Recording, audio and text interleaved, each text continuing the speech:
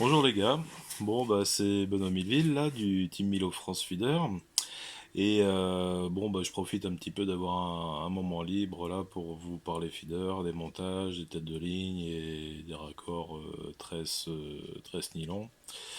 Puis je vais vous donner quelques astuces et puis ce que je pense des montages, etc. Voilà, donc bah, on va commencer tout de suite. Donc je vais vous présenter deux montages. Donc le montage dit 2 en un, celui que beaucoup de compétiteurs utilisent à l'heure actuelle puisque il est super pratique. Et un autre montage avec très peu d'artifice. Et voilà, donc je vais vous montrer que les montages c'est très simple, pas besoin de beaucoup de matériel. Et voilà, bon, on commence tout de suite. Donc je vais vous montrer le premier montage, donc le montage 2 en un. Alors, bon, bah là on va avoir notre corde ligne. J'ai besoin de 4 choses. Donc, un petit émerillon,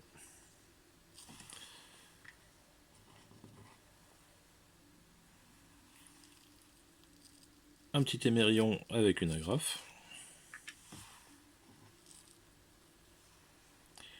une petite perle de rocaille cylindrique et des stop flottes. Donc, alors, le premier montage, donc c'est ce qu'on appelle le 2 en 1, et vous allez voir, on va obtenir un montage à plat et un montage potence ou hélicoptère. Voilà. Donc la première chose à faire, c'est de prendre un stop flotte.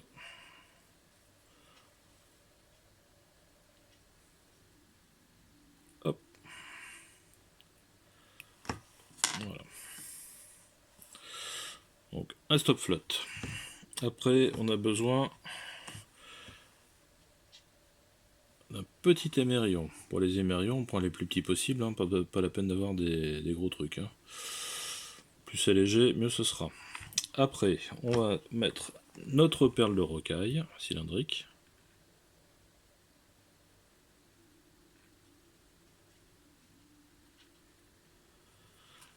Hop, voilà. Donc ça, on la descend également. Après, on va mettre notre émerillon avec l'agrafe. Voilà. Donc pour l'instant, j'ai pas fait de nœud. Le nœud, il vient maintenant. Donc là, on va prendre 25 cm à peu près. Et on va faire notre torsade. Donc là, avec les doigts, on inverse enfin, on vrille en inversant les fils. Hop.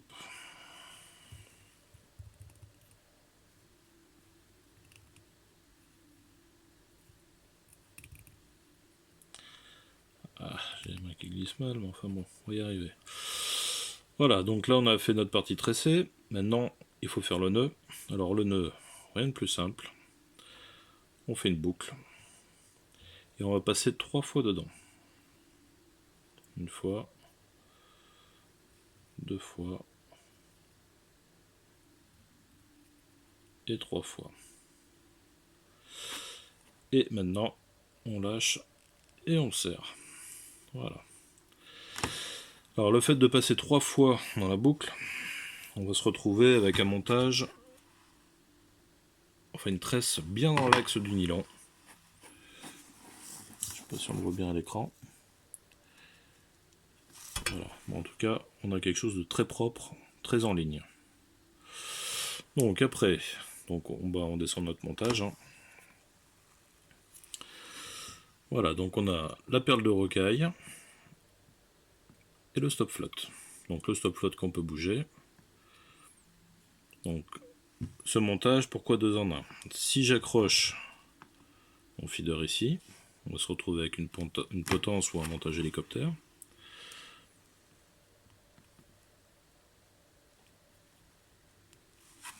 Hop, voilà. Dans ce cas-là, donc ici, sur cet émerillon, je viens de raccrocher le bas de ligne, bien sûr. Le stop flotte, on peut le descendre ou le monter. Alors là, si on serre, on se retrouve avec une potence fixe hein, ou un montage hélicoptère quasiment direct. Hein. le stop float, on peut également le monter de plusieurs centimètres. Je vais vous dire pourquoi. Tout dépendra de ce qu'on veut faire. Si on s'aperçoit qu'il y a beaucoup de poissons entre deux eaux, en fait, quand on va lancer la cage, quand elle va tomber, le bas de ligne, enfin l'émerion va remonter avec le bas de ligne au niveau du stop float. Et il aura beaucoup plus de temps de descente que s'il est emprisonné en bas, comme ça. Ce qui fait que on pourra peut-être accrocher un peu plus de poissons entre deux eaux. Le poisson aura plus de facilité à suivre le lèche. Voilà, donc c'est une petite astuce comme ça. Après, on peut généralement, moi je le règle je règle mon stop float à 5-6 cm à peu près. Mais parfois, si vraiment on a une pêche entre deux eaux, avec des longs bas de ligne, en remontant le stop float de 15-20 cm, ça peut déclencher des touches supplémentaires. Donc ça c'est le montage potence. Maintenant, si on veut passer en montage inline, à plat ou ultimate, il suffit d'enlever l'agrafe qui est là, et on vient la fixer sur l'autre agrafe. Voilà. Ici, on viendra mettre notre feeder. Et là, on va se retrouver avec un montage inline. Donc ici, on viendra mettre le bas de ligne. Voilà. Avec le stop float qui aura un rôle d'autoferrant, bien sûr. Alors, je vais revenir un petit peu sur cette petite perle de rocaille, parce que c'est très important. Donc elle est coupée droite, il n'y a pas d'arrondi, et ça va vous faire un anti-angle naturel très efficace. Voilà, si on le voit bien. Voilà, et là, aucun risque d'emmêlement. Donc ça, c'est le gros avantage de cette petite perle de rocaille. Voilà. Alors ça, c'est très pratique quand on doit pêcher à longue distance, au moins. Voilà. Bon là j'aurais pu faire la partie tressée un peu plus longue, parce qu'on est quand même au-dessus du feeder. Hein. Normalement, ça vient un petit peu en dessous. Hein. Enfin bon, c'était pour montrer. Voilà, donc ça, c'est le premier montage. Maintenant, on va passer au deuxième montage. Donc le deuxième montage, je vais vous dire, il faut pas grand chose. Parce que pour ce montage, il faudra juste, en fait, vous pouvez récupérer votre émerillon avec l'agrafe. C'est tout ce qu'il vous faudra pour faire ce montage. Donc je vais vous montrer un peu. Donc là, c'est plutôt un montage destiné aux pêches relativement courtes et de vitesse, ou des pêches très light, où il faut vraiment être très très fin sur les montages. Donc là, je prends mon émerillon. Donc là, je vais faire une partie tressée, on n'est pas obligé. On pourrait très bien faire un nœud simple au niveau de l'émerillon. Moi, je tresse, ça permet de rigidifier un petit peu la potence, parce que là, il s'agit d'un montage en potence quand même, potence fixe. Voilà, donc je fais une petite partie tressée, pas besoin de la faire très longue. Moi, j'aime bien des potences relativement courtes. Et puis de toute façon, on va voir pourquoi en fait ça sert pas à grand chose. Donc là, pareil, je vais passer 3 fois dans la boucle pour avoir quelque chose de bien droit. J'aime bien quand c'est carré les choses. Hop, on vient serrer.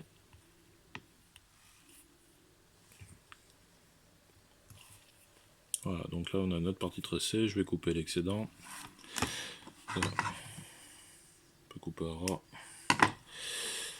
Hop.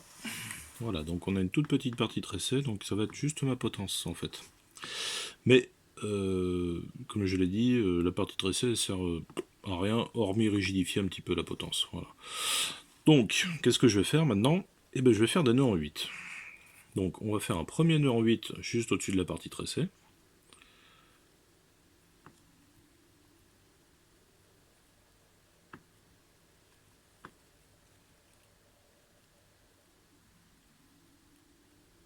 Voilà. Donc, je sais pas si on le voit bien. Je vais faire un premier nœud en 8. On va faire un deuxième nœud en 8. On pourra en faire 3, 4 comme on veut, des nœuds en 8. Hein. Donc là, je vais passer au-dessus du premier nœud. Voilà. Alors, je sais pas si on voit bien. Là, ici j'ai un nœud en 8 et ici j'ai un nœud en 8. Voilà. Et tout simplement, je vais venir emprisonner mon bas de ligne entre ces deux nœuds. Donc pour ce faire, je vais prendre de la tresse blanche, comme ça on verra mieux. Hop. Allez, on va faire une petite boucle basique. Tac, voilà. Hop, voilà, donc j'ai fait une petite boucle. Donc on va dire que ça c'est mon bas de ligne.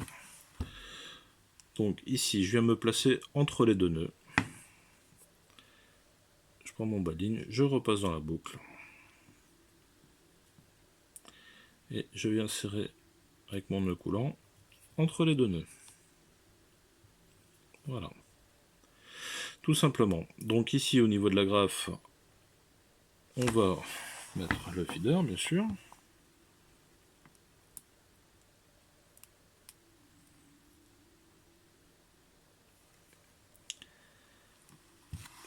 Voilà, donc notre montage est tout simple. Donc ici, on a notre partie tressée. Là, on a notre bas de ligne qui est pris entre les deux nœuds en 8. On a un anti-angle naturel, enfin comme un montage hélicoptère, et encore là c'est une tresse, donc c'est relativement souple. Si vous prenez un fluorocarbone ou même un nylon à bas de ligne, généralement c'est quand même plus rigide que de la tresse. Hein. Mais bon, vous voyez que ça s'en mêle pas, hein, de toute façon. Et puis on peut pêcher même à très longue distance avec ces montages-là, sans souci.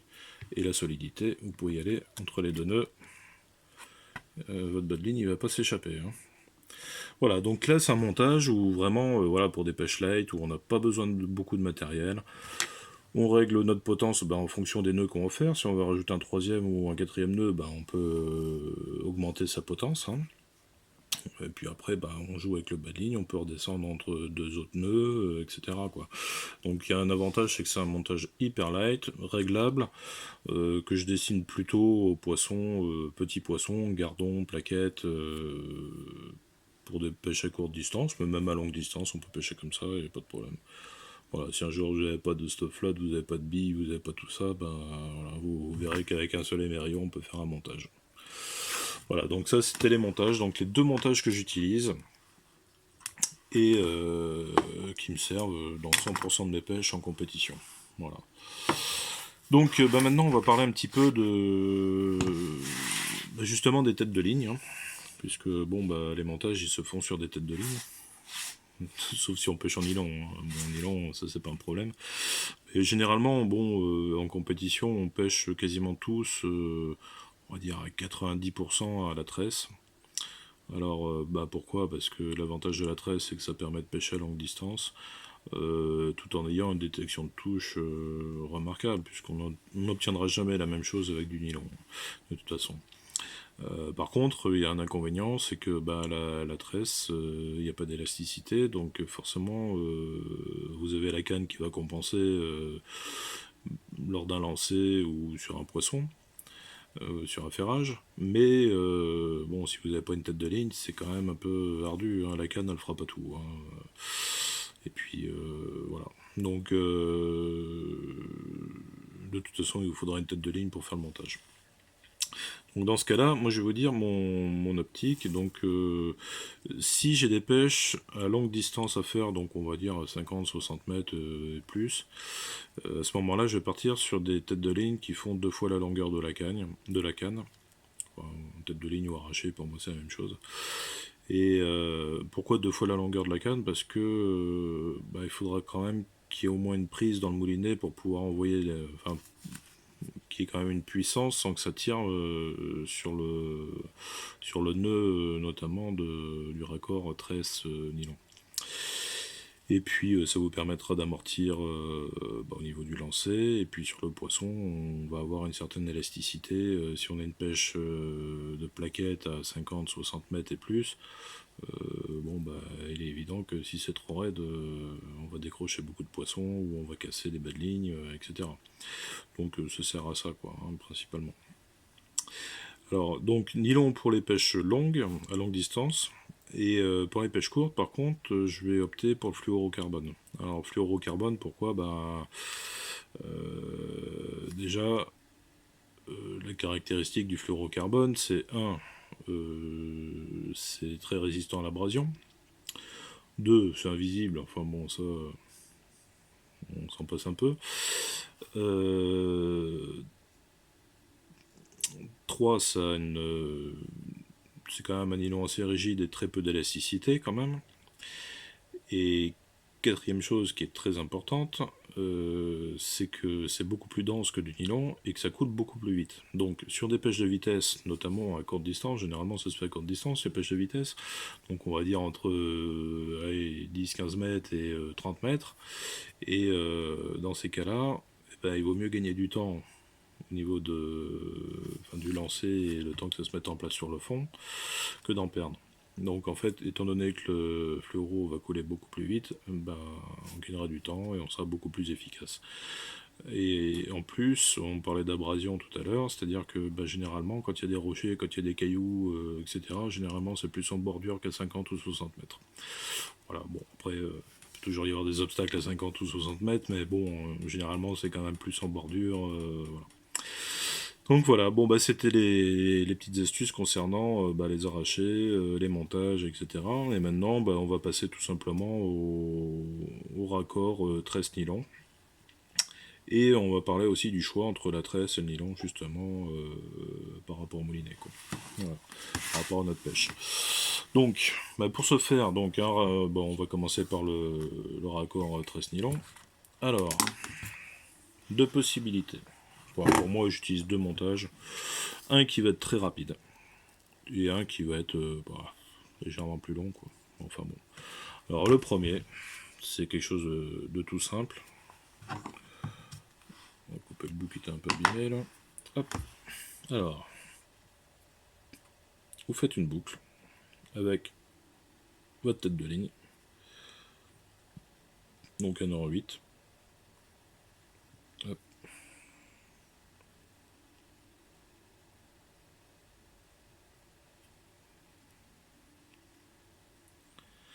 Ah, j'ai du mal ce soir. Hop.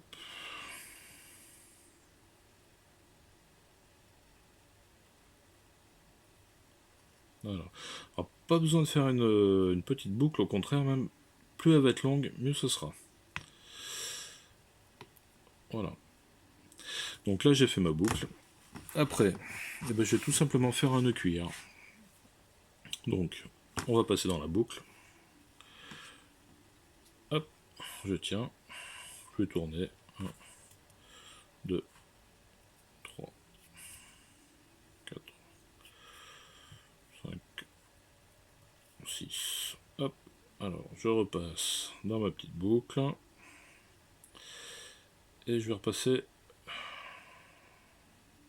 dans l'autre boucle.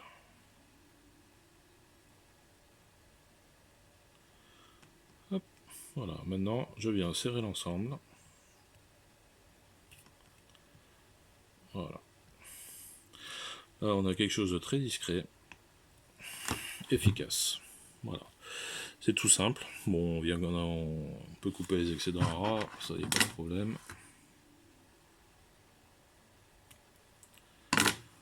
Tac. Et ici la tresse, pareil. Ça, c'est un nœud qui bouge pas, qui passe très bien dans les anneaux.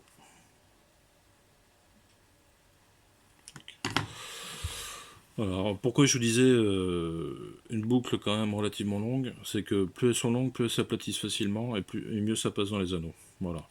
Donc là, on a un montage, tout ce qui est le plus basique, hein, qui passe très bien dans les anneaux. On verra, il y a très peu de bruit dans les anneaux quand vous lancez ou que vous ramenez avec ça. Voilà. Bon, ça c'est un nœud basique, mais moi il y a quelque chose qui me plaît pas trop quand même, c'est que la tresse vient vraiment tirer sur le nylon. Je pense que des fois, au bout de quelques lancers, ça peut couper le nylon quand même. Donc je vais vous montrer un autre nœud qui se fait bien aussi. Comme moi je suis un amoureux quand même des choses bien carrées, bien propres, je vais vous montrer. Hop, voilà. Donc le deuxième nœud, vous prenez votre nylon, vous faites une boucle. Vous la tenez, prenez votre tresse, vous passez dans la boucle. Donc, vous tenez la boucle en même temps. Et vous venez enrouler en prenant les deux brins de la boucle du nylon. Hop. Voilà. Et là, vous venez repasser dans la boucle avec le nylon, tout simplement. Hop. Et comme ça, en fait, là, le gros avantage, c'est que la tresse, elle enrobe le nylon et qu'elle ne vient pas le couper. Voilà. Et là, vous avez quelque chose de solide aussi. Donc là, on va couper à ras. Alors, la tresse, on n'est pas obligé de couper à ras. La tresse, on peut laisser dépasser 1 cm, ça c'est pas trop le problème. Par contre, ici au niveau du nylon et de la tresse, on vient vraiment couper à ras. Hop, voilà. Alors, voilà, on a quelque chose de très très discret, tout petit nœud, voilà, qui passe très bien dans les anneaux. Mais, je vais vous dire, comme je suis quelqu'un de très méticuleux là-dessus,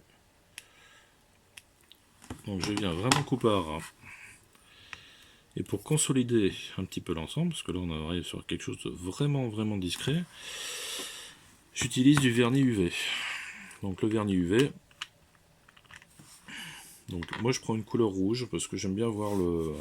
Si je peux le voir de loin, l'arracher des fois pour éviter qu'il passe dans les anneaux ou quelque chose comme ça, ou même par rapport à ma tête de ligne, si je la fais courte justement pour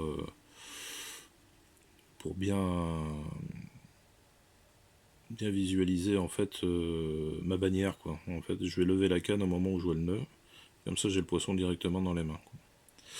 Donc voilà, là je viens de mettre un petit peu de vernis UV sur le nœud, donc un petit coup de lampe pour le sécher.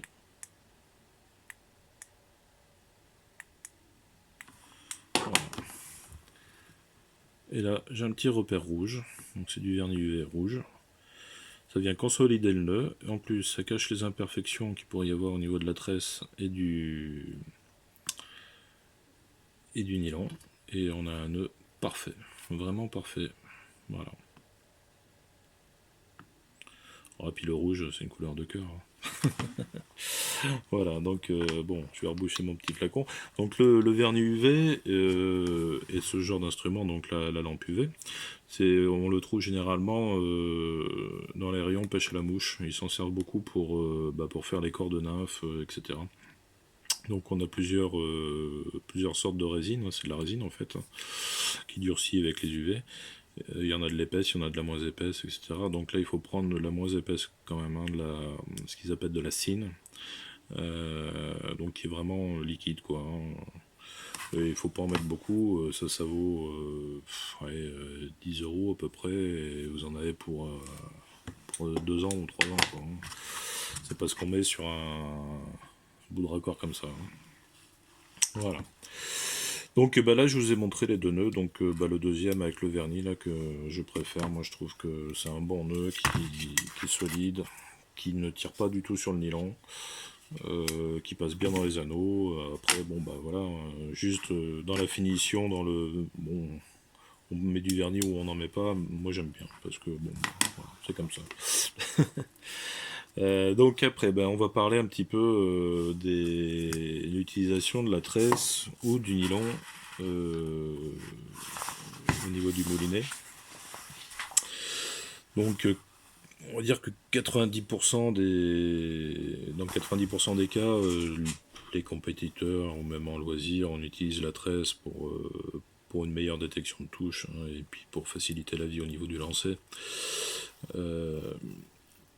Cependant, il y a des situations où la tresse n'est pas supérieure au nylon, quoi. Le nylon, il a des avantages, et la tresse, elle a des avantages, mais elle a aussi des inconvénients, et inversement. Donc, pourquoi utiliser de la tresse? Déjà, dans un premier temps, c'est faciliter le lancer, c'est une meilleure détection de touche. Voilà. Après, il y a des inconvénients, c'est que ça coule moins vite que du nylon. Que ça se met en place moins vite aussi des fois, Et puis, enfin, pour moi, le gros inconvénient de la tresse, c'est quand il y a du courant ou quand il y a du vent. Alors quand il y a du vent et quand il y a du courant, enfin surtout quand il y a du courant, parce que en fait la tresse prend beaucoup de vibrations du fait qu'elle est très peu élastique. Donc elle prend énormément de vibrations et c'est pas toujours très bon, le poisson le ressent énormément ça.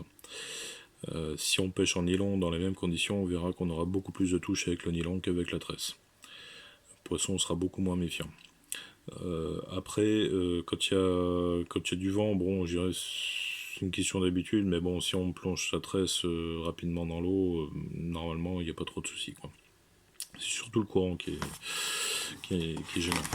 Bon, après, l'autre souci de la tresse, c'est que c'est pas élastique, donc si on a affaire à une pêche de gros poissons pas très loin du bord, il vaut mieux utiliser du nylon qui sera plus élastique, qui va absorber les chocs que de la tresse, hein. Donc ça permettra d'utiliser des bas de ligne peut-être même plus fins qu'avec de la tresse, hein. Voilà. Après, concernant donc le nylon, il y a donc cet avantage de l'élasticité qui peut être un inconvénient aussi, bien sûr. Cet avantage dans le courant où justement il est moins soumis à la tension et puis aux vibrations. Et il a un autre avantage aussi, c'est que des fois, on a tendance à ferrer trop tôt les touches. Ça peut arriver, des fois, le poisson il est un peu tatillon et on ferre trop tôt, on lui enlève l'èche de la bouche et puis en fait on a ferré dans le vide et puis voilà. Donc des fois quand le poisson est un peu tatillon comme ça, il vaut mieux avoir enfin du nylon sur le moulinet parce que quand on verra la touche, c'est que le poisson il sera déjà bien au bout. Voilà. Donc voilà, c'est pour ça moi que j'utilise aussi le nylon, pas forcément la tresse, même si dans 90% des cas j'utilise la tresse, mais le nylon a aussi ses avantages, il faut pas le négliger. Et voilà, bon écoutez, j'espère que cette petite vidéo vous aura plu, qu'on aura abordé quelques sujets sympas, et puis si vous avez des questions, n'hésitez pas. Merci, au revoir.